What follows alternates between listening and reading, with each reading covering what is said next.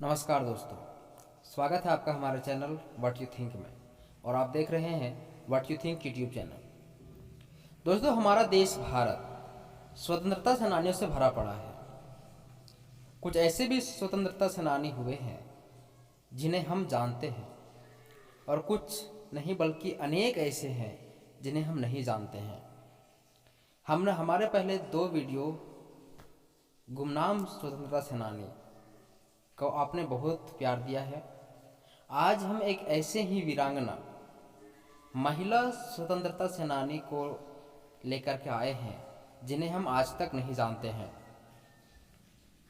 क्योंकि इन्हें हमारे पाठ्य पुस्तकों में, हमारे इतिहास में जगह तक नहीं मिली। तो आइए जानते हैं आज की वीडियो में इनके बारे में। अगर आप हमारे चैनल पर नए हैं तो चैनल को सब्सक्राइब कीजिए, बेल आइकन को हिट कीजिए ताकि हमारा हर अपडेट आपको मिलता रहे। साल था 1555 का, जब पुर्तगाली सेना कालीकट, बीजापुर, दमन, मुंबई जीतते हुए गोवा को अपना हेडक्वार्टर बना चुकी थी।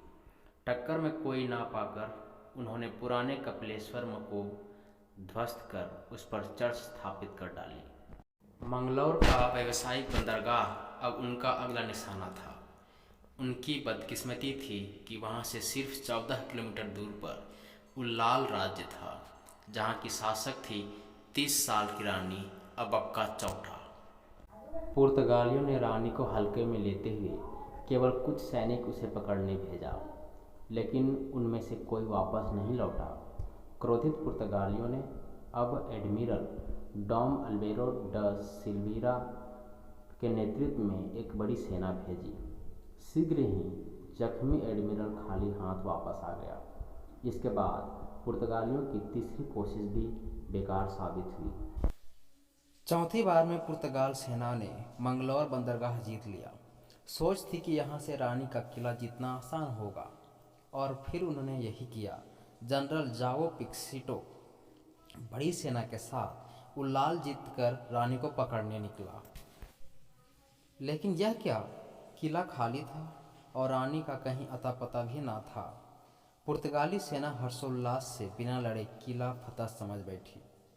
वे जश्न में डूबे थे कि रानी अबक्का अपने चुनिंदा 200 जवान के साथ उन पर भूखे शेरों की भांति टूट पड़ी। बिना लड़े जनरल व अधिकतर पुर्तगाली मारे गए, बाकी ने आत्मसमर्पण कर दिया। उस रात रानी अबक्का ने मंगलौर पोर्ट पर हमला कर दिया, जिसमें उसने पुर्तगाली चीफ को मारकर पोर्ट को मुक्त करा लिया। और फिर वो हुआ जो भारत में हमेशा से होते आया था, जो प्लासी के युद्ध में हुआ, जो बक्सर के युद्ध में हुआ, और वही अब रानी अबक्का के साथ होने वाला था। क्योंकि इस देश में देशद्रोहियों की कोई कमी नहीं है, ना आज कमी है, ना उस टाइम पे कमी थी। इनके पति ने पुर्तगालियों से धन लेकर उन्हें पकड़वा दिया और जेल में रानी विद्रोह के दौरान मारी गई।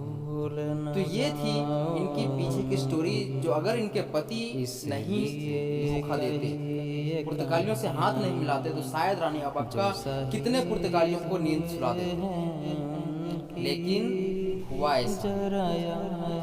प्लासी के युद्ध के दौरान में अगर मिर्जाफर धोखा नहीं देता तो शायद हम हारते ही नहीं। क्या आपने इस वीर रानी अबक्का चौटा के बारे में पहले कभी सुना या पढ़ा है? शायद नहीं। इस रानी के बारे में जो 4 दशकों तक विदेशी आततियों से वीरता के साथ लड़ती रहीं, हमारी पाठ्य पुस्तकें चुप हैं। अगर यही रानी अबक्का किसी विदेशी धरती में पैदा हुई होती तो उन पर पूरी की पूरी किताब लिखी गई होती। हमारे किताबों में केवल तो मुगलों का गुणगान है, केवल अंग्रेजों का गुणगान किया गया है, लेकिन हमारे इन जैसे वीर सेनानियों का गुणगान नहीं मिलता है, और ना ही हमें लगता है कि कभी देखने को मिलेगा।